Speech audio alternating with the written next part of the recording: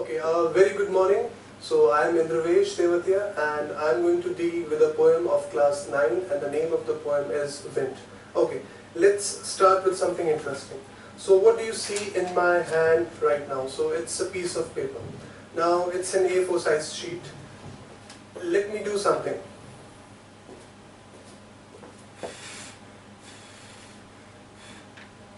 Okay.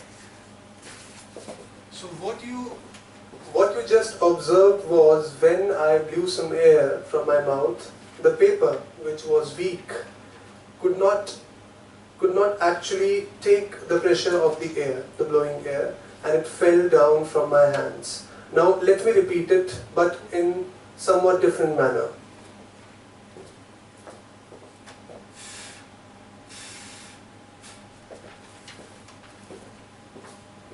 So it looks very natural that, when there was some support on the page, when there was some support on this weak sheet of paper, the paper stayed where it was. Now, I would also like you to find out the difference between air and wind. Is there any difference between air and wind? And the thing which I just did was that wind. Try to think about that and try to find out the answer. So, the poem which we are going to deal today is Wind, and it was written by a South Indian poet who is really famous for his pre-independence era work, and the name of this poet is Subramania Bharati.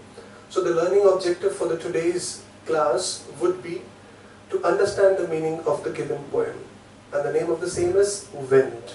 So let's read it once, let's see what does the poet feel like and what is he saying about wind, and then we'll go for the meaning making of this poem, including the poetic devices used.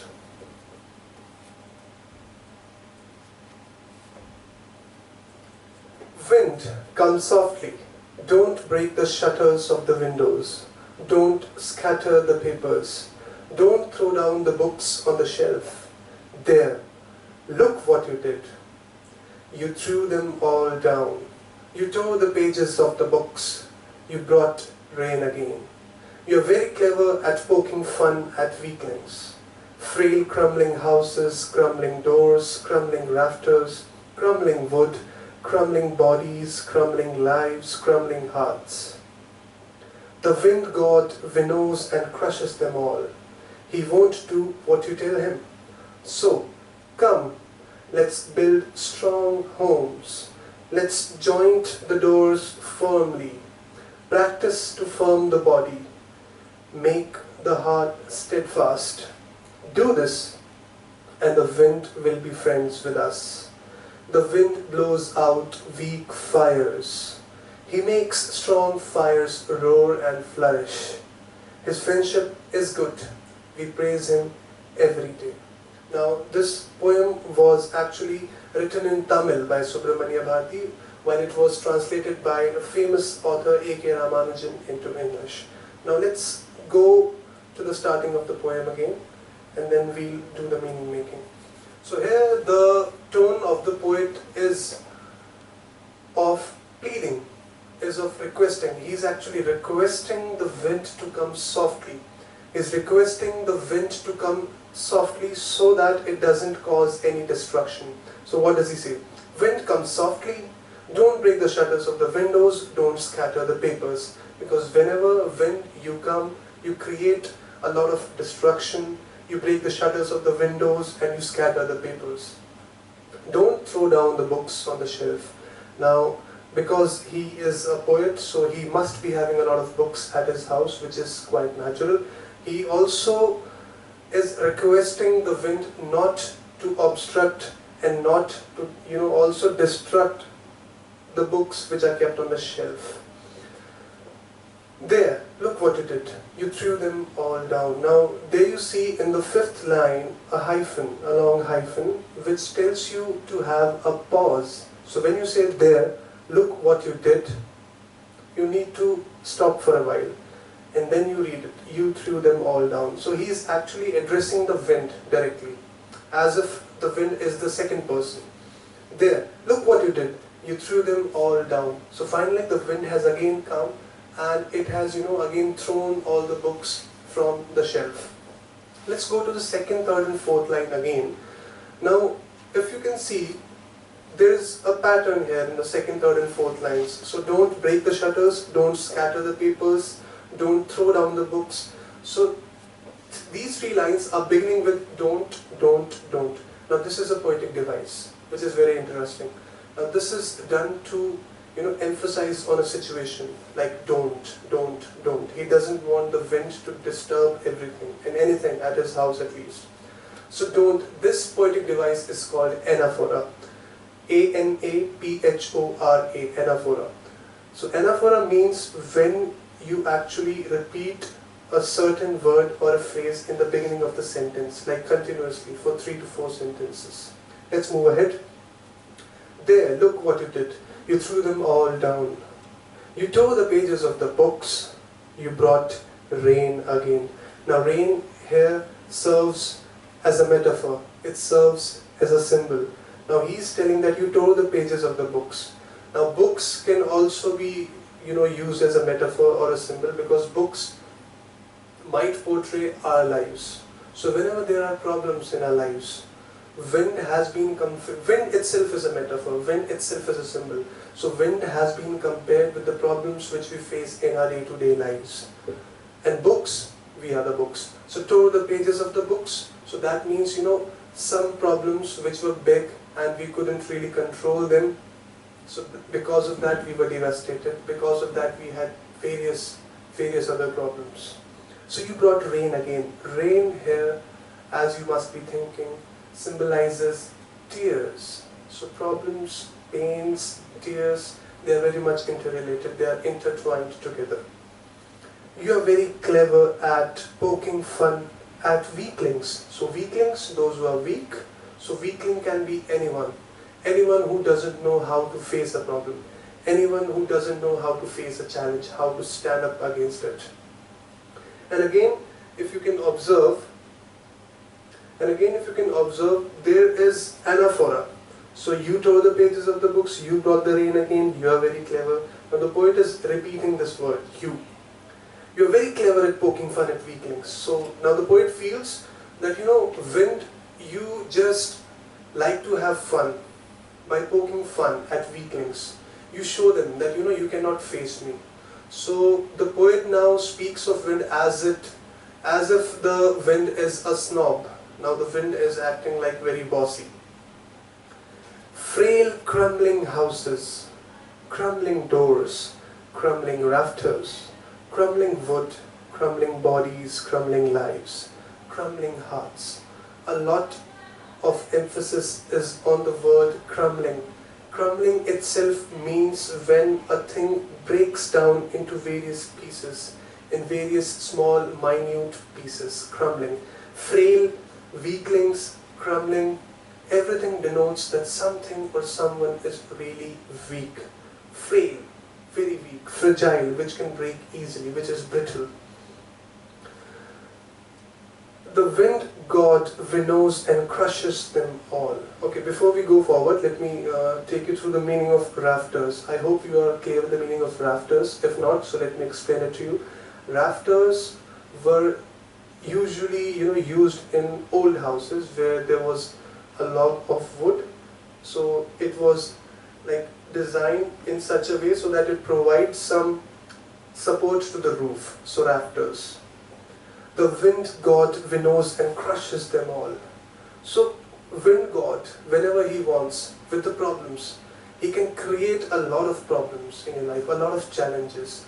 And because of these problems, if you're not able to cope up with them, you'll have your houses crumbled, you'll have your doors crumbled, you'll see your rafters getting crumbled, crumbling wood. And he also emphasizes on crumbling bodies, that means the human bodies, and lives also.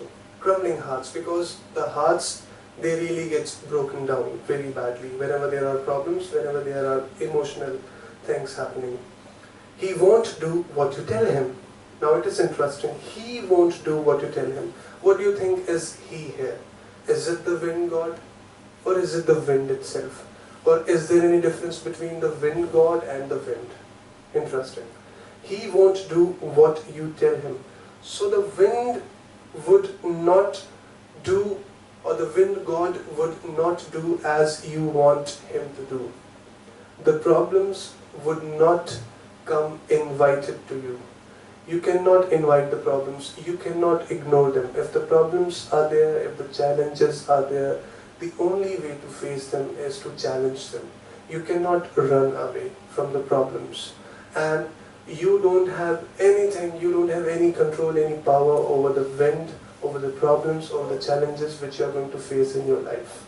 That's the central message of the poet. So, come, let's build strong homes. Now the tone of the poem changes, it shifts. Earlier it was about the power of the wind and how difficult it is to cope with the power of this wind, with the problems which we have. Now the tone shifts, that what can we do? So this is interesting and this is important as well. Let's see.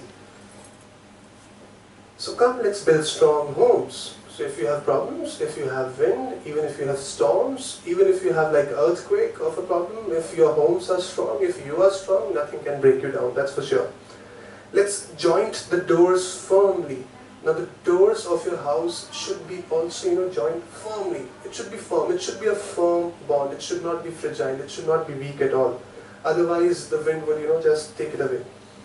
Make the heart steadfast so that it doesn't get broken down easily. You'll have to be strong. There is no other option, there is no other choice. So make your heart steadfast. That's it. Do this, and the wind will be friends with us. So how can the wind, the same wind which was causing a lot of problems in our life, which was obstructing our life to, proliferate, to get very good, to just go in its own direction. So do this and the wind will be friends with us. So if you are very strong, the problems which you face, you'll take them easily. And those problems will make you a better man, a better human being, a better woman, for sure. Because then you know how to face a challenge. You will learn a lot from these challenges and you will become a better human being. The wind blows out weak fires. So imagine you have a matchstick in your hand. You just burn it, okay, there is wind, so that fire would not survive for long. Because it's a very meek fire, it's a very, thin fire, it's weak. So it will go off, it will get extinguished as soon as possible. While in the next line, the poet says, he makes strong fires roar and flourish. So the wind makes strong fires roar and flourish. Imagine now, I would like you to do something. So try and close your eyes for a while, and now just follow the instructions carefully. I'll take you through the guided imagery. So imagine you are sitting in the middle of the jungle, and the fire is really important for you because it is keeping wild animals and all the insects away from you. Now you have a huge bonfire. You have created a huge bonfire. I hope you understand the meaning of bonfire. So all the woods, logs, they are collected in such a way that you're having a great fire which is saving you from a lot of things. Now a sudden blow of wind blows. A sudden gust of wind is there. So what would happen to the fire? Of course it won't get extinguished because it's huge fire. You have worked hard on it. But what would happen? The fire would also, flourish for a while. The fire is flourishing. The fire is moving in the direction which the wind is blowing. Isn't it? Can you imagine that? Okay, good. Open your eyes.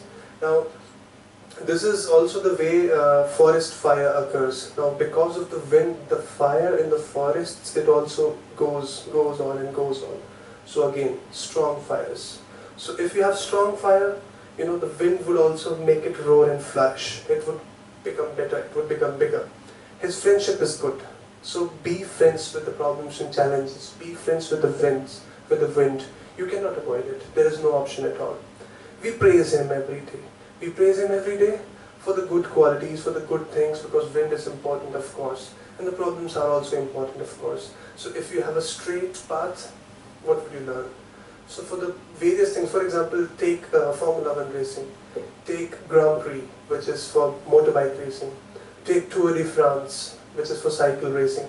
So Do you think the path is always the straight one? The roads on which they have like their races, is this straight? Not at all. So it has curves, it has various platforms, it has various obstructions, so that the drivers can be tested, and then only the best man wins it. And that is why there's a lot of prize on that. So if there are no problems, it would be easy for everyone, isn't it? So life would become really dull without problems and challenges. So you need to accept them, and the poet wants you to do the same. That's it for the day. Thank you.